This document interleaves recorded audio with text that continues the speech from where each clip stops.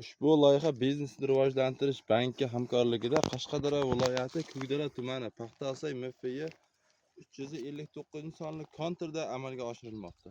Bu yerda kartoshka ekilgan bo'lib, maydoni 10 gektardan iborat bo'lib, bu yerdagi ekinlar zamonaviy usullar bilan parvarishlanmoqda. Hozirda o'nib chiqib, gullash holatida bo'lib, ekinlar yetishtirish 90 kun davom etadi. Yetishtirish jarayonida sug'oriladi, tabiiy va mineral o'g'itlar bilan oziqlantiriladi. Ushbu loyihada 10 ta dehqon xo'jaliklarni biriktirilgan. Har bir dehqon uchun o'rtacha 1 gektardan yer maydoni to'g'ri kelmoqda.